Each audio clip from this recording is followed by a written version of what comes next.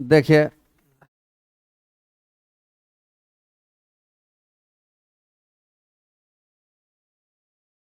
कल हम बात किए थे। फर्स्ट लॉ तो हो ही गया था।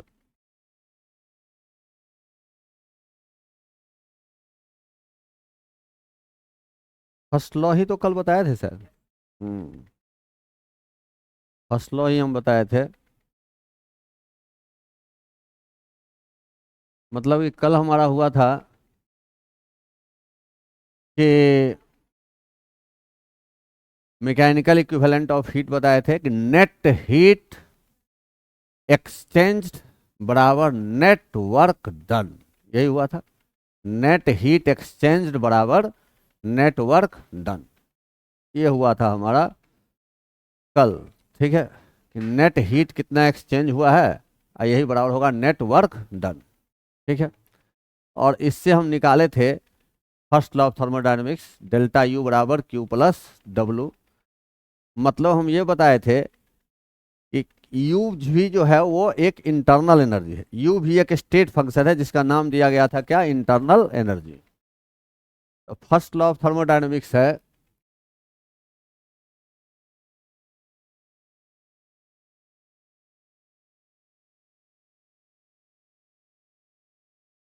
इसी को हम कहते हैं law of conservation of energy.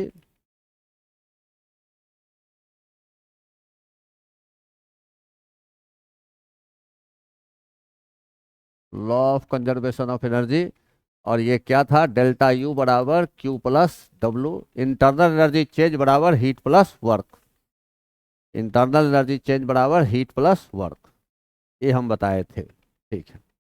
You किसको कहते हैं, इंटरनल एनर्जी को। हीट किसको कहते हैं, क्यू किसको कहते हैं, हीट एक्सचेंज। और डब्लू हो गया वर्क। ठीक। फॉर एनी गैसियस सिस्टम,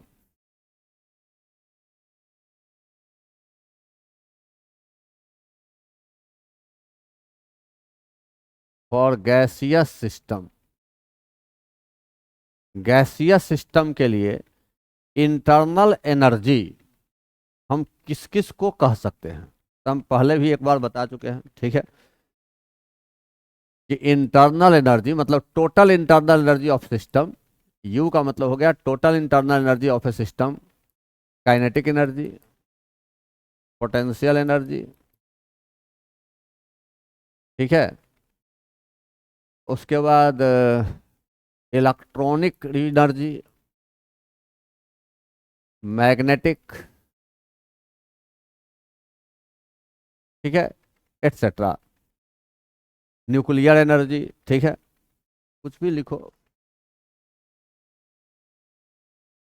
इस सभी का जोड़ कहलाता है इंटरनल एनर्जी। ये हम बताए थे फॉर एनी गैसियस सिस्टम। लेकिन इतने तरह का इंटरनल एनर्जी का अलग अलग वैल्यू निकाल कर जोड़ना संभव नहीं है। Absolute value of internal energy can not be determined. ये हम पहले भी बताया है, फिर दोबारा उसी बात को बोल रहे हैं कि the absolute value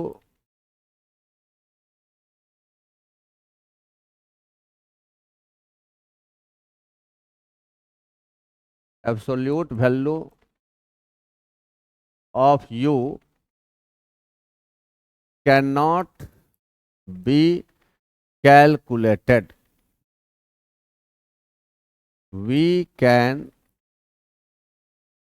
calculate delta U. Delta U का मतलब चेंज इन इंटरनल एनर्जी। ठीक है, ये हम लोग मेजर कर सकते हैं। Delta U can be measured. ठीक है। अब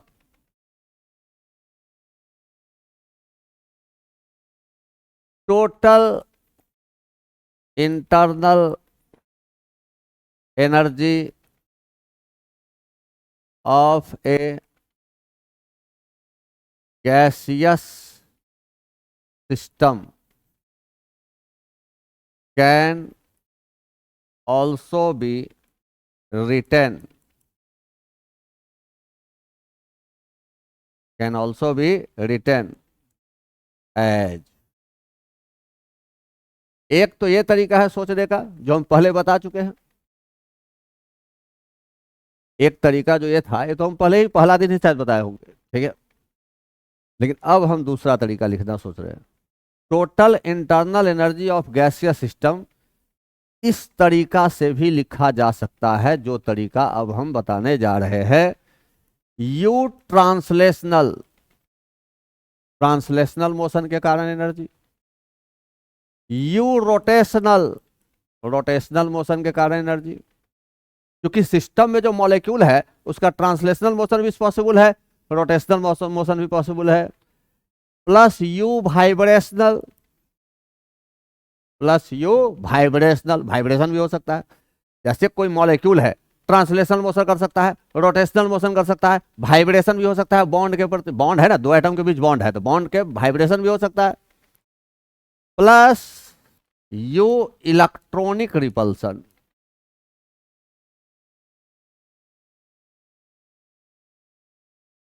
ठीक है, यू इलेक्ट्रॉनिक रिपल्सन, ठीक है। इस तरीका से भी हम किसी गैसियस सिस्टम का इंटरनल एनर्जी को लिख सकते हैं। ये एक तरीका भी है इंटरनल एनर्जी को लिखने का, ठीक है।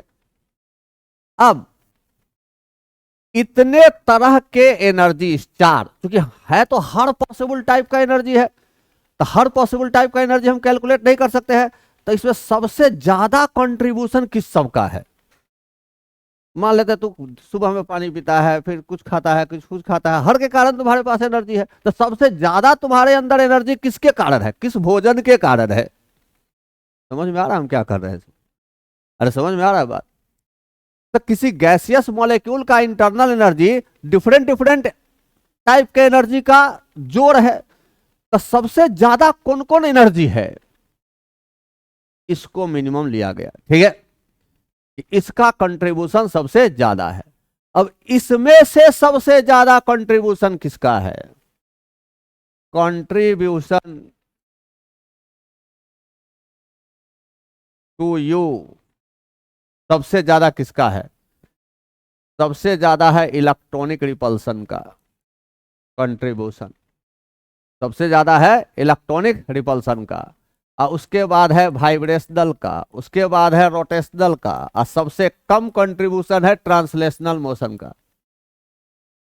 सबसे कम कंट्रीब्यूशन किसका है? ट्रांसलेशनल मोशन का। और सबसे ज्यादा इंटरनल एनर्जी में कंट्रीब्यूशन किसका है? Electronic repulsion. मॉलिक्यूल्स में जो एटम्स है, एटम्स के पास इलेक्ट्रॉन है, इलेक्ट्रॉन्स के बीच बॉन्ड है, इन इलेक्ट्रॉन्स के बीच लगने वाला रिपल्सन के कारण जो इंटरनल एनर्जी स्टोर है वो सबसे ज्यादा है, सबसे ज्यादा।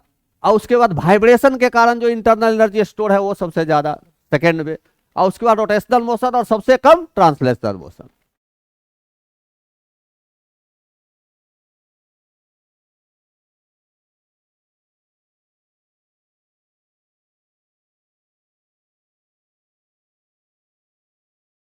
बट इफ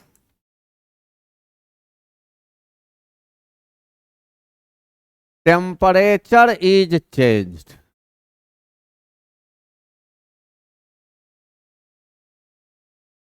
अगर टेम्परेचर को चेंज किया गया, ठीक है, टेम्परेचर इज चेंज, हम टेम्परेचर सिस्टम का चेंज कर दिए, मान लिए by delta T.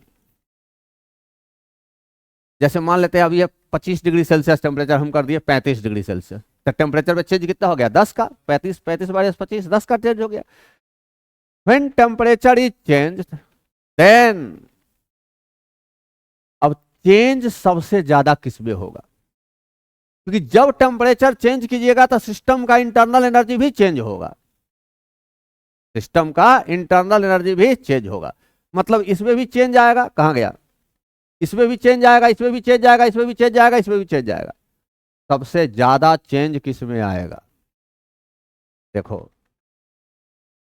Delta U translational सबसे ज्यादा चेंज होगा, सबसे ज्यादा चेंज आएगा किसमें? ट्रांसलेशनल मोशन में। और उसके बाद डेल्टा यू रोटेशनल, और उसके बाद डेल्टा यू वाइब्रेशनल, और सबसे कम चेंज आएगा इलेक्ट्रॉनिक रिपल्सन में, सबसे कम चेंज। अगर हम टेम्परेचर में चेंज लाते हैं, एक्चुअली कंट्रीब्यूशन सबसे ज्यादा है इलेक्ट्रॉनिक रिपल्सन का, लेकिन जब टेम्परेचर चेंज करते हैं तो इसके वैल्यू में चेंज बहुत कम, कंट्रीब्यूशन सबसे कम है ट्रांसलेशनल मोशन का, लेकिन जब टेम्परेचर चेंज करते हैं तो सबसे ज्यादा बदलाव किसमें होता है, इसमें होता है। ये इलेक्ट्रॉनिक रिपल्सन में चेंज इतना कम होता है, नेग्लिजिबल, इसके चेंज को नेग्लिजिबल लिया जाता है। नो डाउट कंट्रीब्यूशन ज्यादा था इलेक्ट्रॉनिक रिपल्सन का, कंट्रीब्यूशन ज्यादा किसका था, इलेक्ट्रॉनिक रिपल्सन का, लेकिन जब टेम्परेचर चेंज हमने किया तो उसके एनर्जी में चेंज बहुत कम है। जैसे मान लो ट्रांसलेशनल मोशन के कारण एनर्जी का कंट्रीब्यूशन, मान लेते हैं तुम्हारे अंदर 500 जूल एनर्जी है, तो इसका कंट्रीब्यूशन कितना, इसका कंट्रीब्यूशन है मान लिया 450 या 400, इसका कंट्रीब्यूशन है तुम्हारा 75, बच गया क्या 25, अरे 25 में मान लिया इसका 15, इसका 10, ठीक है। लेकिन जैसे ही टेम्परेचर चेंज करते हैं तो ये 400 था ना, तो 400.001 चेंज आया, लेकिन ये टेम्परेचर बढ़ा दिए तो थोड़ा बढ़ा, लेकिन 400 से बढ़ा तो 400.001 बढ़ा, लेकिन ये 10 से बढ़ गया सीधे 200, तो चेंज किसका ज्यादा हो गया, इसका तो ज्यादा हो गया। अरे समझ में आया, हम ये बात बोल रहे हैं, समझ में आया बात। तो if temperature is changed then actually delta u translational is very much greater than delta u rotational, or delta u rotational is greater than delta u vibrational, or delta u electronic repulsion is negligible, not considered। इसमें change को हम लोग consider ही नहीं करते हैं, क्योंकि ये इतना कम है जो उसको नेग्लिजिबल ले लिया जाता है। इसीलिए delta U of any system, क्योंकि हम लोग कर क्या सकते हैं, हम लोग इंटरनल एनर्जी का एब्सोल्यूट वैल्यू नहीं निकाल सकते हैं, हम लोग इंटरनल एनर्जी का एब्सोल्यूट वैल्यू नहीं निकाल सकते हैं। हम लोग निकाल सकते हैं तो केवल डेल्टा यू निकाल सकते हैं, चेंज इन इंटरनल एनर्जी निकाल सकते हैं, और वो चेंज इन इंटरनल एनर्जी बराबर किसके होगा, तो ये बराबर होगा delta U due to translational motion plus delta U due to rotational motion और plus delta U due to vibrational motion. ये हमारा होगा चेंज इन इंटरनल एनर्जी। तो डेल्टा यू का अभी तक हम दो बार देख चुके, एक Q plus W main equation है, अब हम उसको कहां ले जाएंगे, इसको उठा के वो दूसरा कॉन्सेप्ट में जाना है हमको। तो एक डेल्टा यू बराबर क्या हो गया, delta U due to translational motion of molecules, delta U due to rotational motion of molecules और delta U due to vibrational, ठीक है। अब देखो वाइब्रेशन भी जो होता है वो हाई टेम्परेचर पर होता है, ठीक है, वाइब्रेशन भी जो होता है वो हाई टेम्परेचर पर होता है, इसलिए इसको भी कंसीडर हम तब करेंगे delta U vibration is considered eight high temperature, क्योंकि वाइब्रेशन भी कब होता है, हाई टेम्परेचर पर होता है। बात समझ में आ रही है, वाइब्रेशन भी कब होता है, हाई टेम्परेचर पर होता है। वाइब्रेशन किसके बीच होगा, बॉन्ड के बीच होगा ना। एक जैसे दो एटम मान लेते हैं, एक मॉलिक्यूल है, मॉलिक्यूल में दो एटम के बीच बॉन्ड है और दूसरा भी मॉलिक्यूल है ऐसा, तो पहले जो तू एनर्जी देगा तो पहले क्या करेगा, ट्रांसलेशन मोशन करेगा, फिर रोटेशन मोशन करेगा और तब ये बॉन्ड टूटने की कोशिश करेगा ना। तो वाइब्रेशन कब होगा, हाई टेम्परेचर पर। वाइब्रेशन कब होता है, हाई टेम्परेचर पर। तो इसलिए delta U due to vibration is considered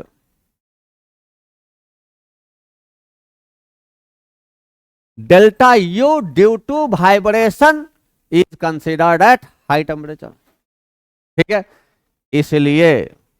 इसलिए देखिए डेल्टा यू बराबर delta U due to translational motion plus delta U due to rotational motion, ये होगा कब? At moderate temperature, moderate temperature पर ये होगा। और डेल्टा यू बराबर delta U due to translational plus delta U due to rotational motion, delta U due to vibrational motion, ये होगा एट हाई टेम्परेचर, एट,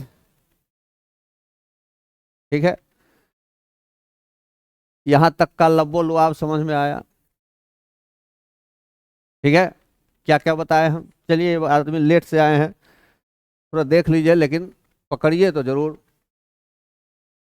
कल हम बताए थे क्या क्या बात? कल हम बताए थे फर्स्ट लॉ ऑफ थर्मोडायनेमिक्स क्या था? डेल्टा यू बराबर Q plus W, Q plus W मतलब डेल्टा यू बराबर हीट प्लस वर्क, ये बताए थे। डेल्टा यू बराबर क्या होगा? Heat plus work. मतलब कोई सिस्टम में इंटरनल एनर्जी का चेंज कितना होता है, तो जितना आप उसमें हीट दे रहे हैं और जितना वर्क हो रहा है, ये दोनों का जोड़, एक कॉन्सेप्ट ये निकाला था। अब हम उसके बाद कहे, हम पहला लेक्चर में बताए थे कि किसी भी सिस्टम का इंटरनल एनर्जी होता है, हर सिस्टम के अंदर एनर्जी होता है, हर पदार्थ के अंदर कुछ ना कुछ एनर्जी होगा, और वो डिफरेंट रूप में होगा। काइनेटिक एनर्जी के रूप में, पोटेंशियल एनर्जी के रूप में, वाइब्रेशनल एनर्जी के रूप में, रोटेशनल एनर्जी के रूप में, electronic, magnetic, spin, nuclear etcetera. The sum of all possible types of energy is called internal energy. ये बात हम बोले थे, वही बात हम यहां लिखे हैं, ठीक है। अब अगर ये बात है तो इतने तरह का एनर्जी हम निकाल नहीं सकते हैं, कैलकुलेट करके मेजर नहीं कर सकते हैं। इसलिए हम लोग किसी भी सिस्टम का इंटरनल एनर्जी का एब्सोल्यूट वैल्यू मेजर नहीं कर सकते हैं, किसी भी सिस्टम का इंटरनल एनर्जी का एब्सोल्यूट वैल्यू मेजर नहीं कर सकते हैं। तो हम लोग क्या कर सकते हैं? डेल्टा यू निकाल सकते हैं, चेंज इन इंटरनल एनर्जी निकाल सकते हैं। और वो चेंज इन इंटरनल एनर्जी का एक कॉन्सेप्ट हमारे पास है, हीट प्लस वर्क। दूसरा कॉन्सेप्ट हम खोजना चाह रहे हैं। तो दूसरा थ्योरी जो आया वो ये आया कि किसी गैसियस मॉलिक्यूल का इंटरनल एनर्जी, एक तो तरीका ये था, और दूसरा लोगों ने ये कॉन्सेप्ट डेवलप किया कि U can also be written as the sum of translational motion, माने मॉलिक्यूल के ट्रांसलेशनल मोशन के कारण उसमें जो इंटरनल एनर्जी रीस्टोर्ड है, प्लस रोटेशनल मोशन के कारण जो इंटरनल एनर्जी रीस्टोर्ड है, प्लस वाइब्रेशनल मोशन के कारण जो इंटरनल एनर्जी स्टोर्ड है, और प्लस इलेक्ट्रॉनिक रिपल्सन। मॉलिक्यूल्स में जो एटम्स है, एटम्स में जो इलेक्ट्रॉन्स है, उनके बीच जो रिपल्सन लग रहा है, रिपल्सन के कारण जो एनर्जी स्टोर्ड है, इन सबों का जोड़ को भी हम इंटरनल एनर्जी कहेंगे। लेकिन इन सबों में योगदान किसका ज्यादा है? योगदान, कंट्रीब्यूशन किसका ज्यादा है?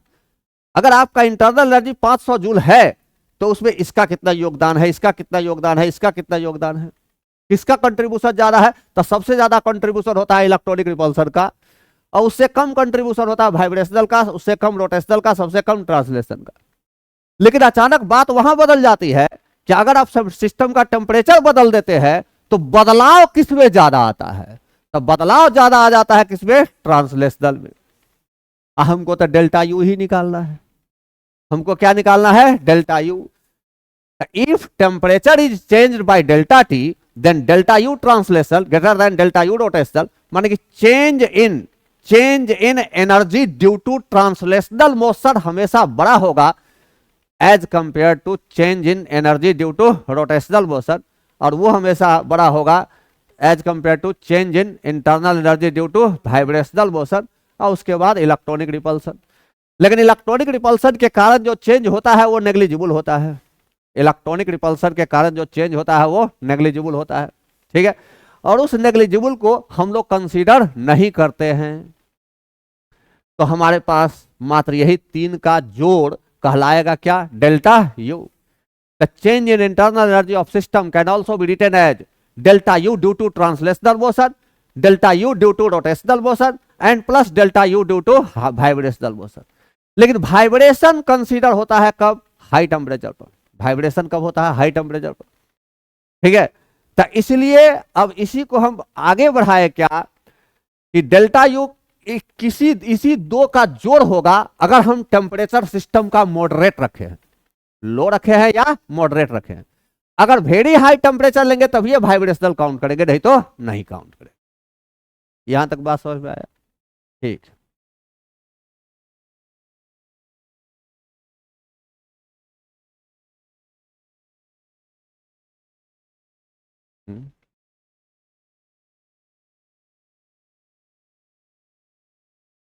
हीट कैपेसिटी, ये सब बात हम एक बार पहले बोल बोल दिए हुए हैं। हीट कैपेसिटी, ठीक है, हम सब एक बार पहले हल्का हल्का बोल दिए हुए हैं।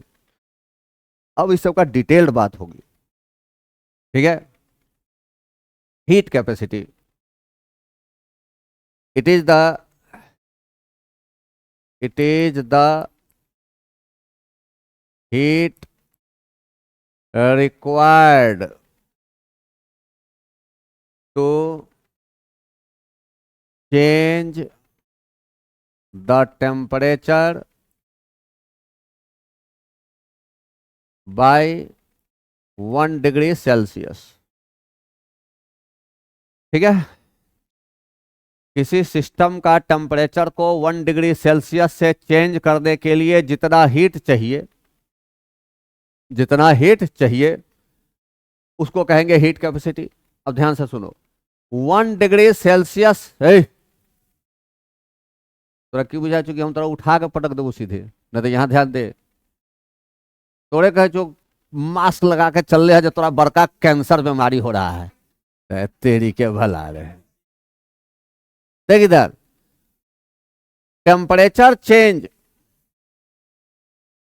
1 डिग्री सेल्सियस टेम्परेचर चेंज होने के लिए जितना हीट चाहिए उसको कहेंगे हीट कैपेसिटी। चाहिए मतलब हीट देना है, मतलब चेंज करने का मतलब क्या कर रहे हैं, बढ़ा रहे हैं टेम्परेचर, तो इसमें हीट देना पड़ेगा। लेकिन अगर 1 डिग्री सेल्सियस टेम्परेचर घटाना है तो क्या होगा, हीट निकालना पड़ेगा। ठीक है, तो total heat required to change the temperature by 1 degree Celsius is called heat capacity. ठीक, मान लो कोई सिस्टम है, गैस है, इसमें इसमें हमने क्यू हीट दिया। ठीक है, if Q heat is supplied, उल्टा लिखा गया, स्पेलिंग ठीक कर लेना, then temperature changes by delta T. अगर फॉर डेल्टा टी, ध्यान दो, for delta T change of temperature, heat required is Q. Delta T temperature change होने के लिए हीट कितना रिक्वायर्ड है, क्यू। इसलिए for 1 degree Celsius change of temperature heat required क्या हो जाएगा, Q by delta T, Q by delta T. इसी को हम कहेंगे हीट कैपेसिटी, इसी को कहेंगे हम हीट कैपेसिटी बोलेंगे। मान लिया इसको एस बोलते हैं, ए बराबर हो गया क्यू बाई डेल्टा टी। ठीक है, चेंज इन टेम्परेचर का यूनिट डिग्री सेल्सियस लो या केल्विन लो बराबर होगा। अगर अगर मान लेते हैं हमको कहा जाए कि टेम्परेचर में 25 से 35 हुआ, तो टेम्परेचर चेंज क्या हो जाएगा, 35 माइनस 25, 10 डिग्री सेल्सियस बोलो या 10 केल्विन बोलो, बात बराबर है। दिमाग को ये अपील कर रहा है हम जो बोल रहे हैं। जो गैसियस स्टेट का न्यूमेरिकल बनाया उसको अपील कर रहा होगा, जो नहीं बनाया है वो सुन लो। 35 में 273 जोड़ो, केल्विन हो जाएगा। अब माइनस 25 में 273 जोड़ो, कटिए ना जाएगा। तो तू केल्विन बोलो या डिग्री सेल्सियस जोड़ो, टेम्परेचर चेंज हमेशा बराबर। तो तू यहाँ परिभाषा में 1 डिग्री सेल्सियस लिखो चाहे 1 केल्विन लिखो, बात सही है ना। अरे समझ में आ रहा बात? ठीक है, तो हीट कैपेसिटी बराबर होगा क्यू बाई डेल्टा टी।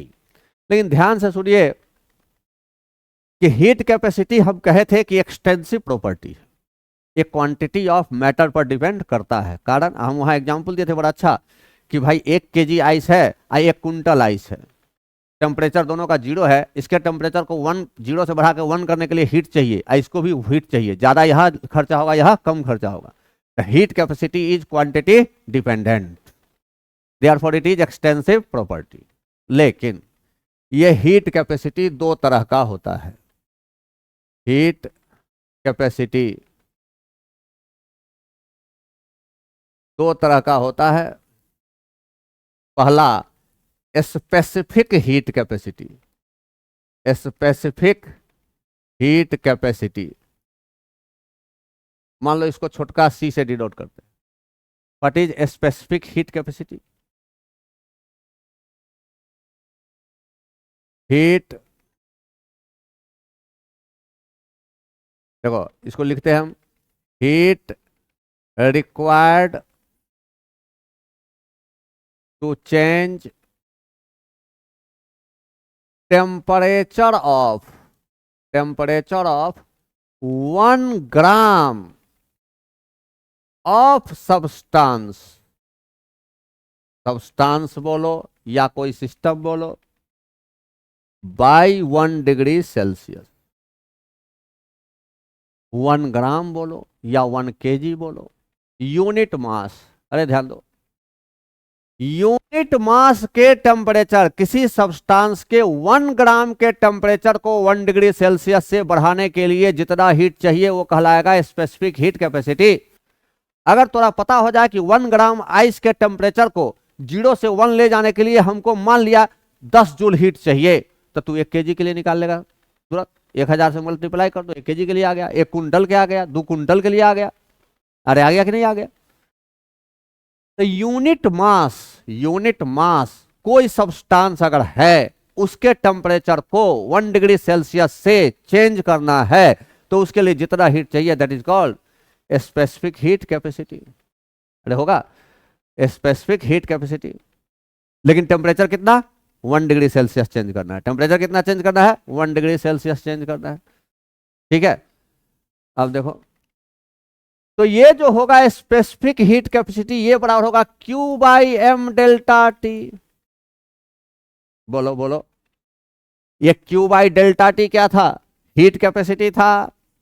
इसका मास मान लिया m था, तो m ग्राम के लिए इतना हीट, तो 1 ग्राम के लिए कितना हीट? इतना बटा m। अरे हो गया कि नहीं हो गया? Q/m∆T, और इससे तुमको फॉर्मूला निकल जाएगा Q बराबर mc∆T।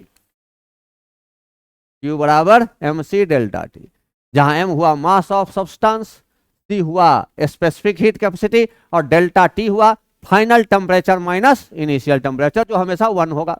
अच्छा 1 होगा, ठीक है, ये 1 तो होगा तब ना, 1 के लिए तो डिफाइंड है। ये डेल्टा T 1 होगा कोई जरूरी थोड़ी है। क्या ये डेल्टा T 1 होगा? नहीं, हम क्या बोले हैं, डेल्टा T के लिए Q हीट चाहिए, तो 1 के लिए कितना चाहिए? Q/∆T। Delta T temperature change के लिए हीट Q चाहिए, तो 1 टेम्परेचर चेंज के लिए कितना चाहिए? Q/∆T। तब ये कहलाए हीट कैपेसिटी। लेकिन इसका मास कितना है? m ग्राम।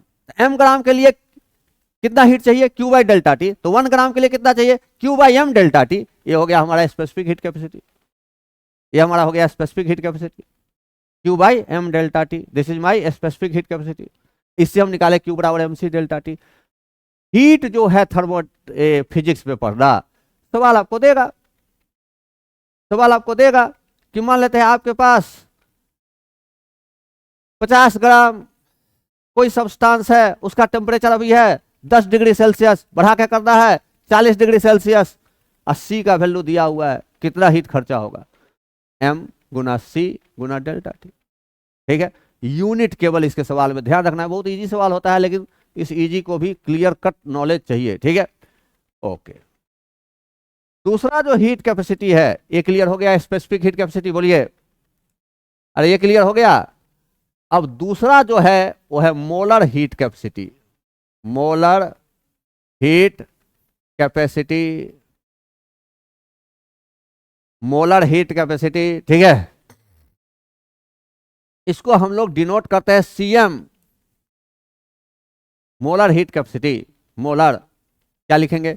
यहां 1 ग्राम के लिए था और यहां 1 मोल के लिए चाहिए। Heat required to change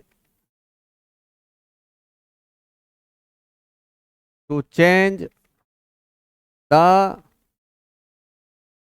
temperature of 1 mole of a substance by 1 degree Celsius 1 gram के लिए जितना हीट चाहिए उसको कहा जाता था स्पेसिफिक हीट कैपेसिटी, लेकिन 1 मोल के लिए जितना हीट चाहिए उसको कहा जाता है मोलर हीट कैपेसिटी। ठीक है, मान लो अगर यहाँ n मोल था तो n मोल के लिए कितना हीट कैपेसिटी है, Q बाई डेल्टा टी, तो 1 के लिए कितना होगा, Q by n delta T. तो ये Cm बराबर हो जाएगा Q by n delta T. यहाँ n क्या है, नंबर ऑफ मोल, तो इसलिए Q बराबर हो जाएगा Cm, n पहले लिख दो, n into Cm delta T. अरे थोड़ा मास ही दिया हुआ है तो सवाल बन जाएगा, मास बटा मोलेकुलर मास करना तो मोल हो गया।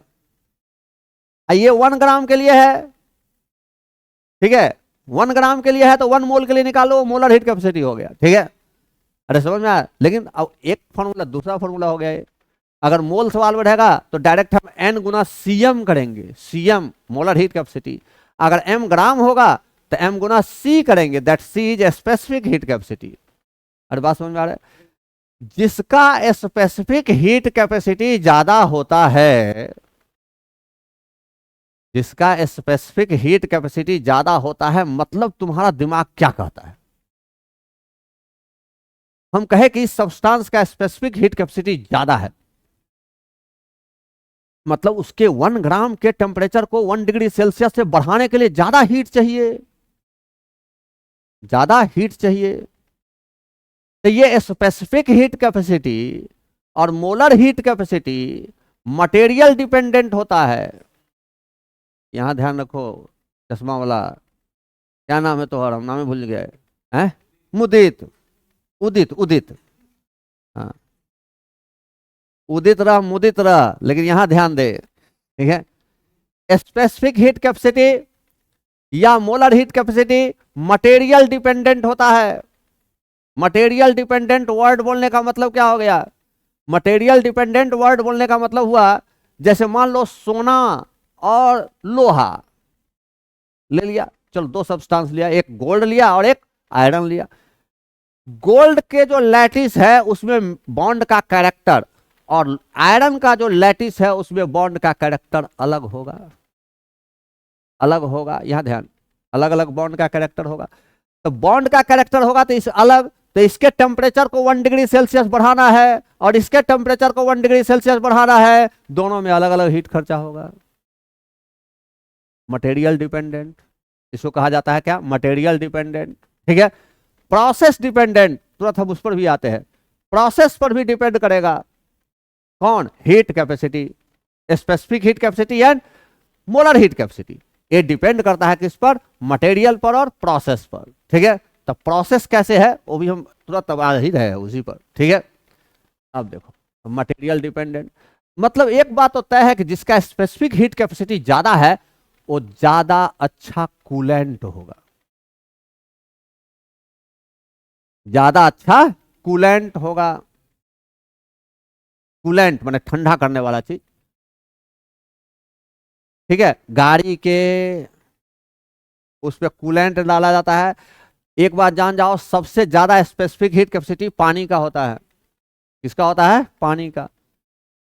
पानी एक ऐसा सब्सटेंस है जिसके 1 डिग्री, अगर 1 ग्राम पानी का टेम्परेचर 1 डिग्री सेल्सियस बढ़ाने के लिए ज्यादा हीट चाहिए, पानी देरी से गर्म होगा और देरी से ठंडा भी होगा। पानी हमारे लिए एक बहुत विचित्र विशिष्ट व्यवस्था है जो हमारे इस अर्थ, इस प्लेनेट में है, इसीलिए हम लोग जीवित है या सारा जीव जंतु जीवित है। पानी के पास हर तरह का, हम बॉन्डिंग में बताए थे हाइड्रोजन बॉन्ड, अब पानी का विशेष कैरेक्टर बताए थे, लगभग 2 क्लास लगा था उस सबको बताने में। ठीक है, एक अद्भुत बात है, यही अद्भुत बात है कि इतनी ठंडी रहती है, अब पोखरा में जाओ नहाने तो अंदर में गर्म पानी मिलता है। कारण क्या है, पानी का स्पेसिफिक हीट कैपेसिटी बहुत ज्यादा है, बहुत ज्यादा हीट स्टोर करके रखा था। बाहर का टेम्परेचर घटा तब पानी का ऊपरी लेयर हीट तो लॉस कर लिया, लेकिन अंदर का हीट लॉस नहीं हो पाया। यही कारण है ठंडे के दिनों में आप मोटर चलाते हैं तो अंदर से गर्म पानी आता है, लेकिन गर्मी के दिनों में जब मोटर चलाते हैं तो अंदर से ठंडा पानी आता है। तो प्रकृति हम लोगों को सब चीज दिए हुए है, लेकिन अब हम लोग हैं बकलोल,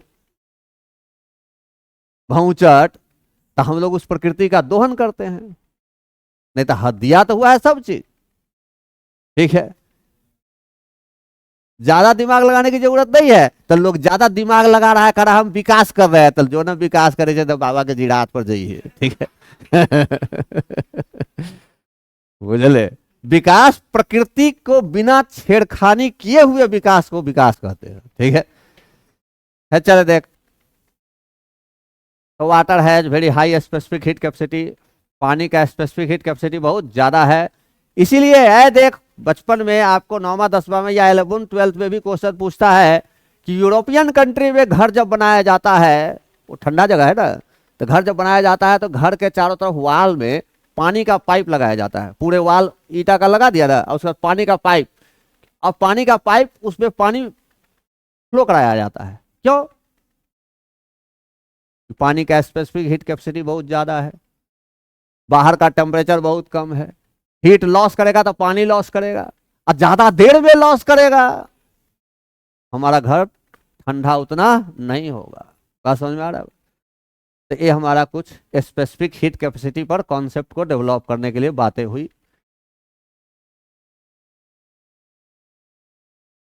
स्पेसिफिक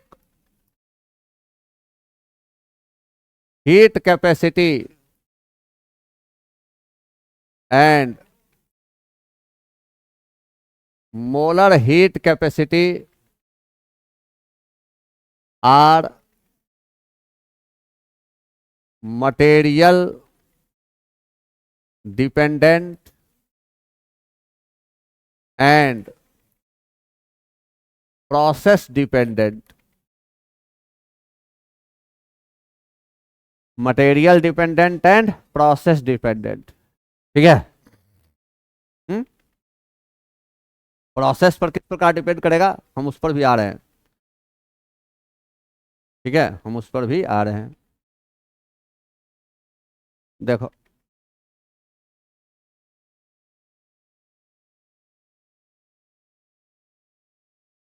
देखो था,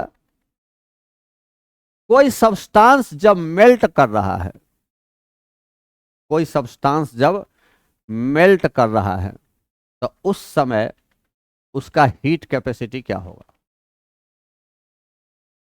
उस सोच के बताओ। ड्यूरिंग मेल्टिंग ऑफ सॉलिड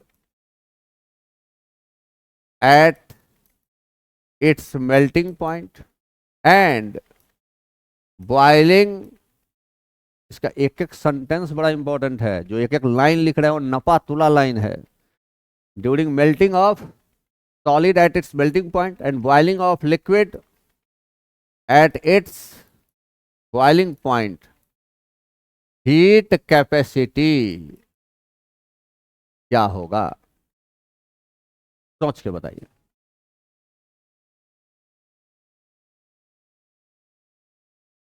हैं? हाँ बोलो। हाँ, बढ़ेगा कितना, कहां तक जाएगा, कहां तक जाएगा?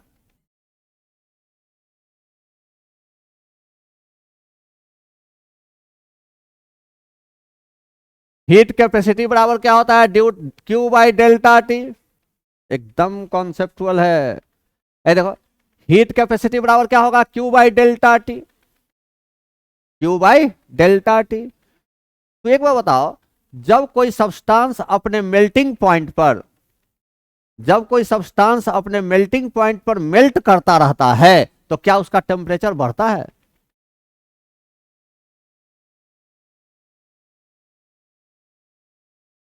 बात समझ, ये सब बात 9वां में पढ़ना था।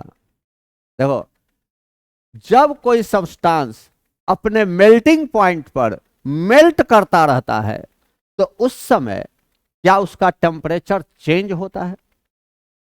चेंज होता है? नहीं, कभी चेंज नहीं होगा। लैटेंट हीट, करेक्ट, गुप्त उष्मा। हम बॉन्डिंग में भी बताए हैं, ए देखो, एक मिनट, आइस का एग्जांपल लेते हैं। आइस का मेल्टिंग पॉइंट 0 डिग्री सेल्सियस है। बॉन्डिंग में क्या बताया है कि आइस में जो हाइड्रोजन बॉन्ड रहता है और ओपन केज लाइक स्ट्रक्चर बनाता है, तो जब मेल्ट होता है तो क्या होता है, वो बॉन्ड टूटता है, पहले बॉन्ड टूटता है, और बॉन्ड टूटने के कारण माने माने जब मेल्ट होता है, जब मेल्ट होता है तो उस समय हमारा जो वीक फोर्स रहता है, हम बताए थे, सब बात डिटेल बताए थे, वीक फोर्स जो रहता है, van der Waals force of attraction, London force, ये सब जो है वो टूटता है ड्यूरिंग मेल्टिंग। किसी सब्सटेंस का मेल्टिंग पॉइंट 20 डिग्री सेल्सियस मान लिया, तब 20 डिग्री सेल्सियस पर गया, अब वो वीक फोर्स टूटना शुरू हो।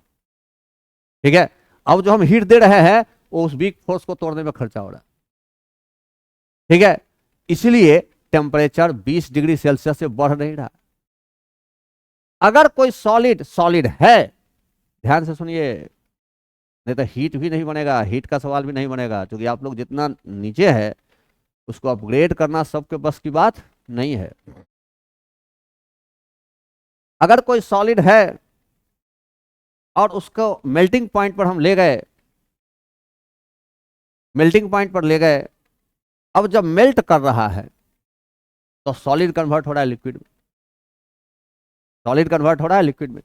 वो हीट जो हम दे रहे हैं वो खर्चा हो रहा है वीक फोर्स को तोड़ने में, attraction force, intermolecular force of attraction को तोड़ने में खर्चा हो जा रहा है, इसलिए वो टेम्परेचर नहीं बढ़ा रहा है। अब टेम्परेचर हम दिए, हम हीट दिए, ध्यान यहां रखिए ना, हम हीट दिए, वो मेल्ट हो रहा है, मेल्ट हो रहा है, मेल्ट हो रहा है, लिक्विड बन रहा है, लिक्विड बन रहा है, लिक्विड पूरा बन गया। अभी तक टेम्परेचर में बदलाव नहीं हुआ है, अब वो लिक्विड भी हुआ उसी टेम्परेचर पर जो मेल्टिंग पॉइंट था।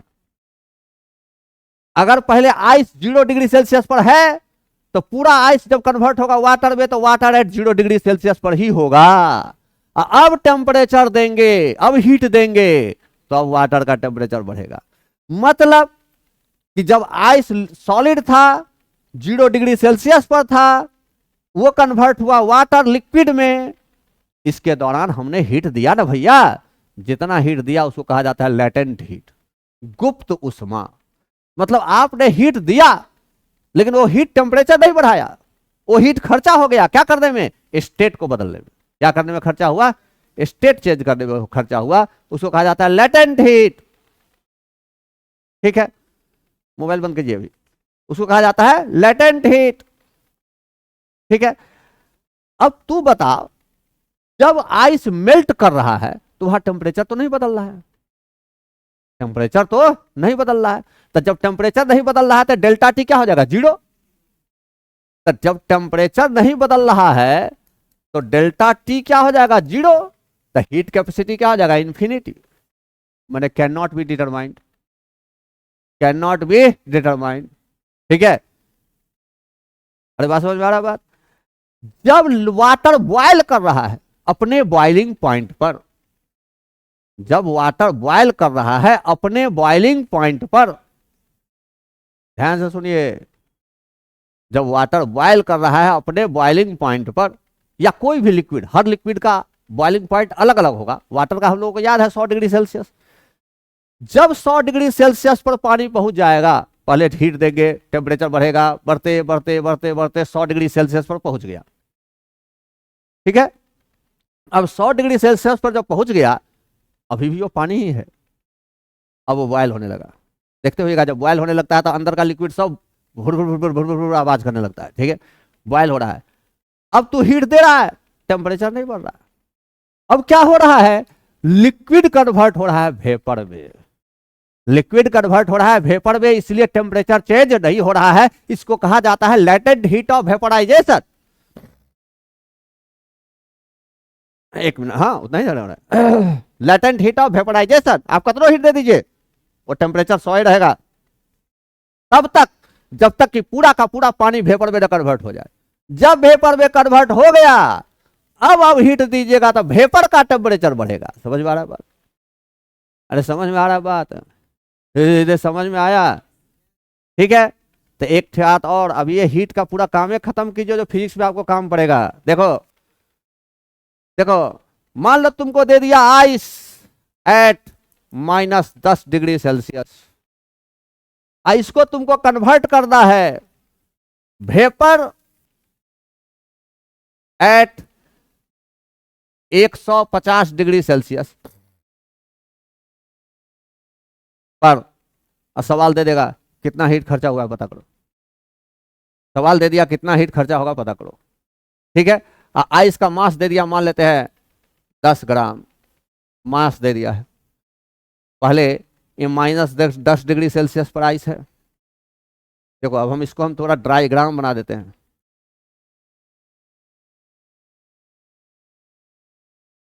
मान लो ये है -10 डिग्री सेल्सियस, ये है तुम्हारा 0 डिग्री सेल्सियस, ये 0 हो गया। ये है तुम्हारा 100 डिग्री सेल्सियस, ठीक है। हैं? आइस पहले क्या करेगा, हीट लेगा। हीट लेगा तो आइस का टेम्परेचर बढ़ेगा, -10 से बढ़ना शुरू होगा। बढ़ते बढ़ते कहां पर जाएगा, 0 पर। इसके दौरान वो हीट एब्जॉर्ब किया होगा। कितना हीट एब्जॉर्ब किया होगा देखो, Q1 बराबर आइस का मास इंटू आइस का specific heat capacity into delta T.